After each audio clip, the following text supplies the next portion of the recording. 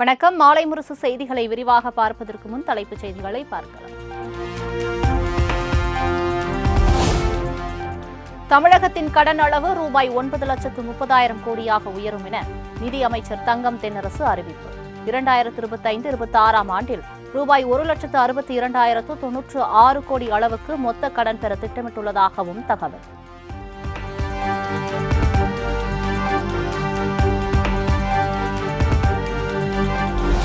இரண்டாயிரம் ஏக்கரில் சென்னைக்கு அருகில் உலகத்தர வசதிகளுடன் புதிய நகரம். சட்டப்பேரவையில் நிதியமைச்சர் தங்கம் தென்னரசு அறிவிப்பு. தேவைகளையும் நிறைவு செய்திடும் வகையில் ஒருங்கிணைந்த புதிய நகரங்களை உருவாக்குவது மிகவும் பொருத்தமானது எனும் நகரமைப்பு வல்லுநர்களின் கருத்தை ஏற்று முதற்கட்டமாக சென்னைக்கு அருகே ஓர் புதிய நகரம் சுமார் 2000 ஏக்கர் பரப்பளவில் உருவாக்கப்படும்.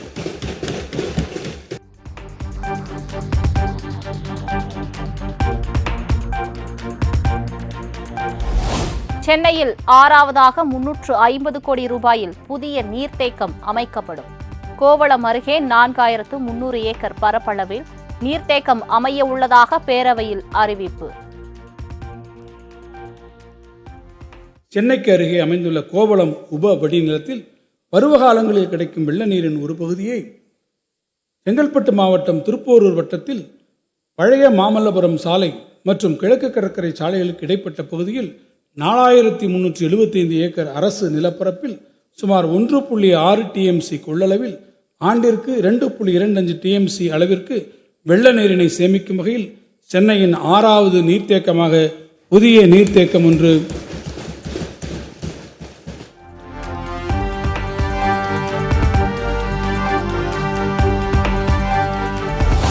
நீர்வளத்துறைக்கு 9,460 கோடி நிதி ஒதுக்கீடு. எரிசக்தி துறைக்கு 21,168 கோடி ரூபாய் நிதி ஒதுக்கீடு செய்து அமைச்சர் அறிவிப்பு. சென்னை பெருநகர மக்களின் குடிநீர் தேவை குறிப்பிடத்தக்க அளவில் நீண்ட காலத்திற்கு நிறைவு செய்யப்படும். இந்த வரவு செலவு திட்ட மதிப்பீடுகளில் நீர்வளத்துறைக்கு 9,460 கோடி ரூபாய் நிதி ஒதுக்கீடு செய்யப்பட்டுள்ளது.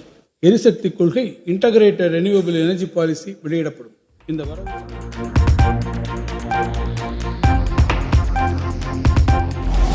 தமிழ்நாடு பள்ளிக்கல்வித்துறைக்கு 46,767 கோடி ரூபாயும் உயர்கல்வித்துறைக்கு 8,494 கோடியும் ஒதுக்கீடு. ரூபாய் 2,500 கோடி மதிப்பில் கல்விக் கடன் வழங்க இலக்கு நிர்ணயம் செய்துள்ளதாகவும் நிதியமைச்சர் தங்கம் தென்னரசு அறிவிப்பு.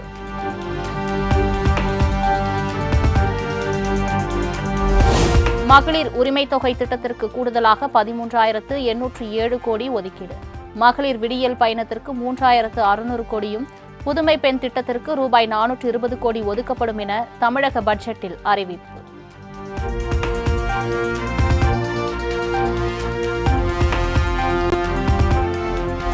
தமிழ்நாடு போக்குவரத்து துறைக்கு 12,964 கோடி ரூபாய் ஒதுக்கீடு. சென்னை, மதுரை, கோவையில் 1,125 மின் பேருந்துகள் பயன்பாட்டுக்கு வரும் என அறிவிப்பு.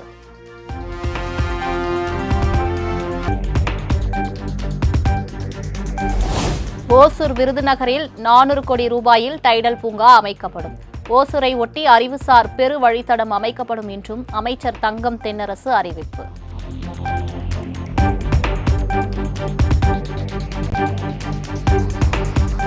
மதுரை, மேலூர், கடலூரில் காலனி தொழிற்சாலை 750 கோடி ரூபாயில் அமைக்கப்படும். சூலூர் மற்றும் பல்லடம் பகுதிகளில் செமிக் கண்டக்டர் இயந்திர பூங்கா அமைக்கப்படும் என்றும் அறிவிப்பு.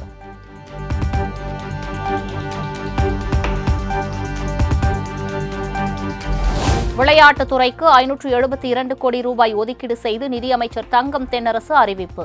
மாணவர்களிடையே சதுரங்க விளையாட்டை ஊக்குவிக்க பள்ளி பாடத்திட்டத்தில் சதுரங்கம் சேர்ப்பதற்காக பாடத்திட்டம் மாற்றப்படும் எனவும் தகவல்.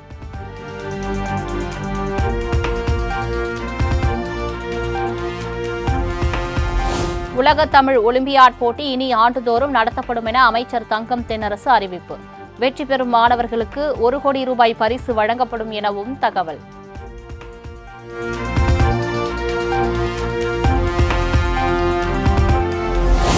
மீன்பிடி தடை காலத்தில் மீனவர்களுக்கு உதவித்தொகை வழங்க 381 கோடி மானிய நிதி ஒதுக்கீடு. இலங்கை சிறையில் வாடும் மீனவ குடும்பங்களுக்கு வழங்கப்படும் தின உதவித்தொகை 500 ரூபாயாக உயர்த்தப்பட உள்ளதாக அறிவிப்பு.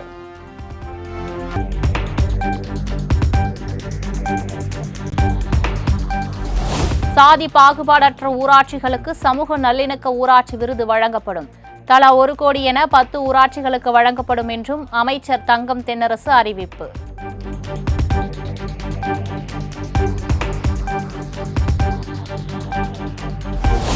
தமிழ்நாட்டின் மேம்பட்ட எதிர்கால வளர்ச்சிக்கு உறுதியான அடித்தளமாக பட்ஜெட் அமைந்துள்ளதாக முதலமைச்சர் பெருமிதம். விளிம்பு நிலை மக்களை அரவணைக்கும் பல திட்டங்கள் இடம்பெற்றுள்ளதாகவும் எக்ஸ் தளத்தில் பதிவு.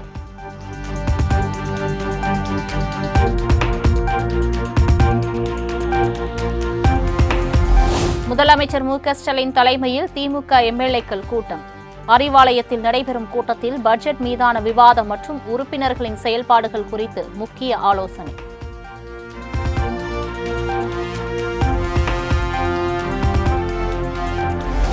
தமிழ்நாடு அரசு தாக்கல் செய்துள்ள பட்ஜெட் ஏமாற்றம் அளிக்கிறது. கல்விக் கடன் ரத்து செய்யப்படும் என்று எதிர்பார்த்து காத்திருந்த மாணவர்கள் ஏமாற்றம் அடைந்துள்ளதாக எடப்பாடி பழனிசாமி குற்றச்சாட்டு.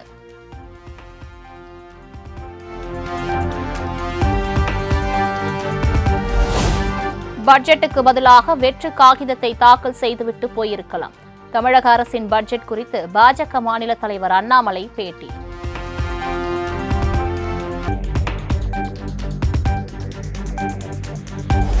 தேர்தல் வாக்குறுதிகளை காற்றில் பறக்கவிட்டு வெற்று காகிதத்தால் பட்டம் விடும் பாசாங்கு வேலை.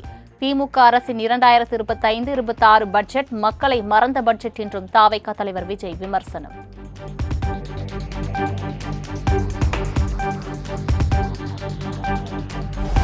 எந்த ஒரு தேசிய சின்னத்தையோ அவற்றை குறைத்து மதிப்பிடும் எண்ணமோ எங்களுக்கு இல்லை. இந்திய ஒருமைப்பாட்டிலும் வளர்ச்சியிலும் நாங்கள் பெரும் மதிப்பு கொண்டுள்ளோம் என அமைச்சர் தங்கம் தென்னரசு பேட்டி.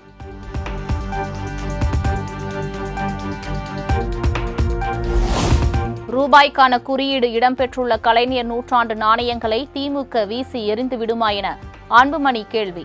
நாடகங்களை நடத்துவதற்கு பதிலாக தமிழகத்தின் பொருளாதாரத்தை மேம்படுத்த நடவடிக்கை எடுக்க வேண்டும் என வலியுறுத்தல்.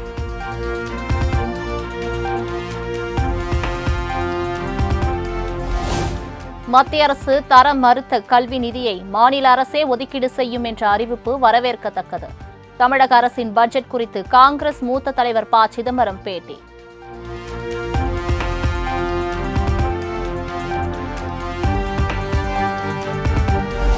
தமிழ்நாட்டின் பன்முக வளர்ச்சியை வரவு செலவு திட்டம் உறுதி செய்துள்ளதாக வைகோ பாராட்டு. மத்திய அரசின் தடைகளை கடந்து பொருளாதார வளர்ச்சியில் தமிழ்நாடு 2வது மாநிலமாக உள்ளதாகவும் பெருமிதம்.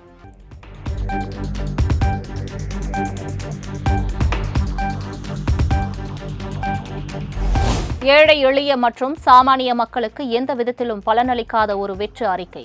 தமிழக அரசின் பட்ஜெட் குறித்து சசிகலா விமர்சனம்.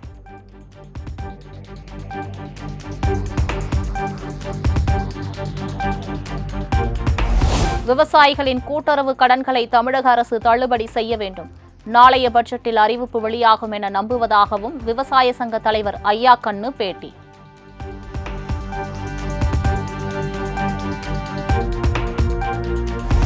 தமிழக அரசின் பட்ஜெட் ஏமாற்றம் அளிக்கிறது. திருப்பூர் ஏற்றுமதி மற்றும் உற்பத்தியாளர்கள் சங்க தலைவர் முத்துரத்தினம் பேட்டி.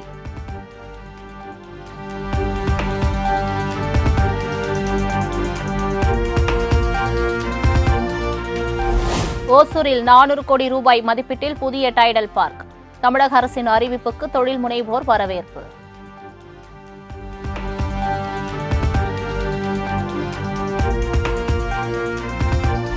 விளை பொருட்களுக்கு உரிய விலை கிடைக்கும் வகையில் வேளாண் பட்ஜெட்டில் அறிவிப்பு வெளியிட வேண்டும். வருவாய் இல்லாத பட்ஜெட்டை 5வது ஆண்டாக தமிழக அரசு தாக்கல் செய்துள்ளதாகவும் பி.ஆர். பாண்டியன் விமர்சனம்.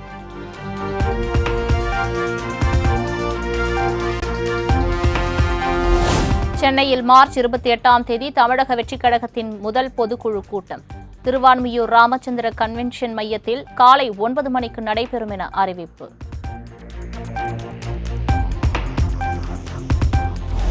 பள்ளிகளின் பெயர்களில் உள்ள சாதி பெயர்களை நீக்குவது தொடர்பான வழக்கு. தீர்ப்பை தேதி குறிப்பிடாமல் ஒத்திவைத்தது சென்னை உயர்நீதிமன்றம்.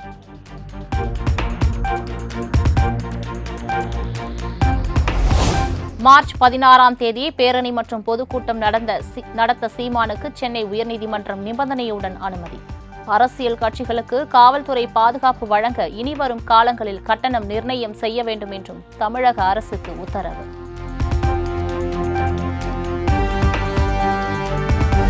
பள்ளி கட்டிடங்களுக்கு தனியார் மூலம் தீயணைப்பு தடையில்லா சான்று பெற வகை செய்யும் அரசாணையை எதிர்த்து வழக்கு. தமிழக அரசு ஏப்ரல் 9ஆம் தேதிக்குள் பதிலளிக்க சென்னை உயர்நீதிமன்றம் உத்தரவு.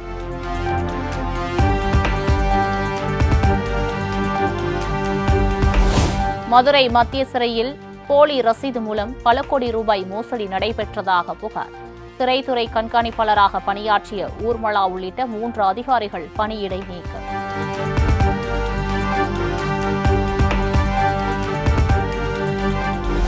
டாஸ்மாக் தலைமையகத்தில் அமலாக்கத்துறை நடத்திய சோதனையை சட்ட ரீதியாக எதிர்கொள்வோம் என அமைச்சர் செந்தில் பாலாஜி பேட்டி. டாஸ்மாக் கொள்முதலில் யாருக்கும் எந்த சலுகைகளும் வழங்கப்படவில்லை என திட்டவட்டம். மனிதநேய மக்கள் கட்சி எம்எல்ஏ ஜவாஹிருல்லாவுக்கு விதிக்கப்பட்ட தண்டனை உறுதி. வெளிநாடுகளிலிருந்து சட்டவிரோதமாக 1.5 கோடி நிதி பெற்றது தொடர்பான வழக்கில் சென்னை உயர்நீதிமன்றம் உத்தரவு.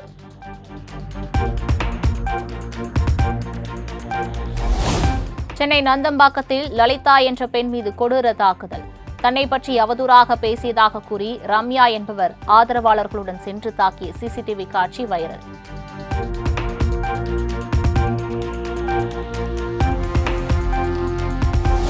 நெல்லையில் 2ஆம் ரயில் வழித்தடத்தில் பாதை புதுப்பிக்கும் பணி நடைபெறுவதன் எதிரொலி. நெல்லை திருச்செந்தூர் இடையிலான பயணிகள் ரயில் சேவை மார்ச் 20 முதல் ஏப்ரல் 13ஆம் தேதி வரை ரத்து செய்யப்படுவதாக தெற்கு ரயில்வே அறிவிப்பு.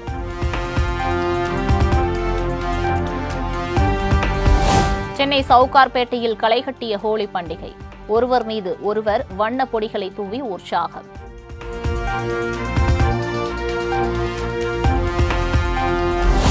தமிழகத்தின் பல்வேறு பகுதிகளில் களைகட்டிய ஹோலி பண்டிகை கொண்டாட்டம். வண்ண பொடிகளை ஒருவர் மீது ஒருவர் வீசி உற்சாக நடனம்.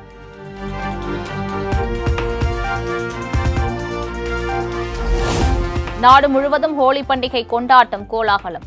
வண்ண பொடிகளை ஒருவர் மீது ஒருவர் பூசி நடனமாடி உற்சாகம்.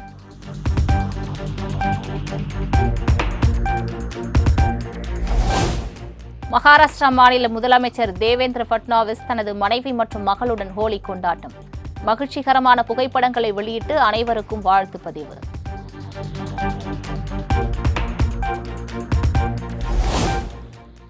உத்தரப்பிரதேச மாநிலம் ஷாஹஜன்பூர் நகரில் ஹோலி பண்டிகையின் போது வன்முறை ஏற்பட்டதன் எதிரொலி. போலீசார் தடியடி நடத்தியதால் பதற்றம்.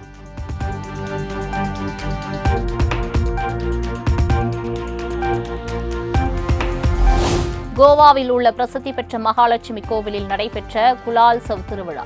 பக்தர்கள் 100க்கும் மேற்பட்டோர் சீர்வரிசையுடன் வருகை தந்து வழிபாடு.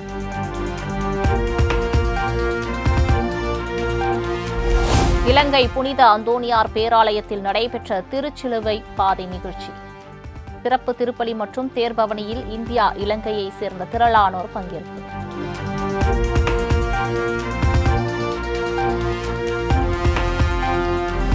பாகிஸ்தானின் லாகூர் நகரில் களைகட்டிய ஹோலி கொண்டாட்டம்.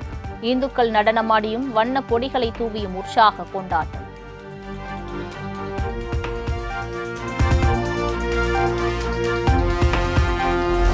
ஐரோப்பிய நாடுகள் அமெரிக்காவுக்கு ஏற்றுமதி செய்யும் ஒயினுக்கு 200% வரி விதிக்கப்படும்.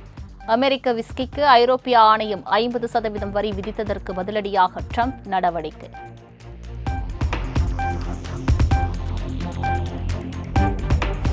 மும்பை இந்தியன்ஸ் மகளிர் அணி கேப்டன் ஹர்மன்பிரீத் கவுருடன் ஆண்கள் அணி கேப்டன் ஹர்திக் பாண்டியா எடுத்துக்கொண்ட புகைப்படம் வைரல். அரையிறுதியில் குஜராத் அணியை வீழ்த்தி ஃபைனலில் நுழைந்ததை அடுத்து வாழ்த்து.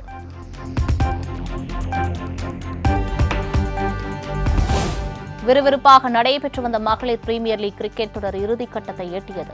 நாளை நடைபெறும் இறுதிப் போட்டியில் மும்பை, டெல்லி அணிகள் பலப்பரட்சை.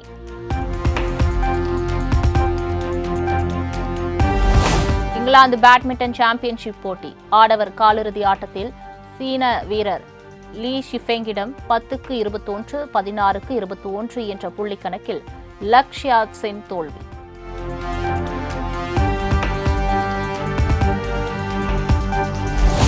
சென்னையில் ஆபரண தங்கத்தின் விலை ஒரே நாளில் 1440 ரூபாய் உயர்வு. 1 கிராம் தங்கம் 8300 ரூபாய்க்கும், சவரன் ஒன்று 66,400 ரூபாய்க்கும் விற்பனை.